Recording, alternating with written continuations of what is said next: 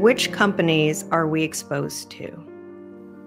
Yeah, I think obviously with FTX, it was an earth-shattering, massive disruption in the crypto marketplace because of centralized exchange.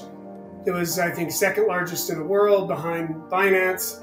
And they had something like 147 different companies that were part of their umbrella, traded, had exposure to lots of other companies, and it's just had a cascading effect. And we're happy to basically discuss and announce that we had zero impact. We had no assets on FTX at that time that it collapsed. We had done transactions with them before, years before. And, we're fortunate that we were able to manage things here at Smartfi in a way that's a little more secure, certainly a little safer, and we don't have this over-levered exposure. We don't engage in levered trades. And that's really what was going on at FTX, is that they were using their community token to basically extend leverage into the marketplace. So we don't do any of those things. We don't have any exposure to FTX or any other exchange or group where they're tied to FTX. So we're safe. We do things a little differently here. We don't use leverage when it comes to transactions and helping to fund loans and do those things. Yeah, so that's the next question is, what is our policy regarding leveraging and how do we secure funds? Yeah, we don't use leverage. That's the policy, right? That it's dangerous. In fact, when we do our lending for cryptocurrencies, it's the opposite. It's balance sheet accretive to us, where we require anybody who wants to get a loan with Smartfi has to post up more collateral than the dollars that we give out to them. So that if the market has a drop, we can either stop that risk out by selling their collateral, or they meet a margin call where they have to post up more margin that secures the funds. So we don't use leverage. We actually use the exact opposite. We're de-levered.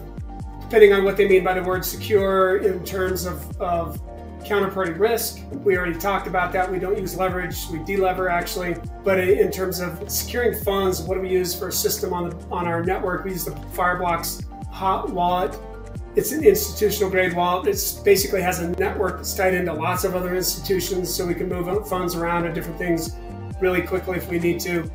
But again, the whole aspect of what we do with funds is we de-lever what we're doing in terms of cryptocurrency loans, so we don't have any exposure that way. So has Smartfi changed anything? No. We're still running the same way that we always have. In fact, we'll talk about some of the news that's coming up. We've enhanced what we think is a very interesting integration and partnership with a bank. We can't let out of the bag exactly who that is, but that'll be done December 1st. So we have an announcement to make about our banking partnership, which will allow users on the Smartfi platform and the token itself to be used as a reward for this banking partnership. And we think it's the first of a kind. We're not sure that anybody else is doing anything like this, but the details of that will be coming out in December 1st press release. And then also coming up in December, we have two more major announcements as it relates to new products that are again designed more for safety, but to utilize the best of banking and the best of cryptocurrencies, but in a safer environment, which is obviously paramount in today's crypto markets.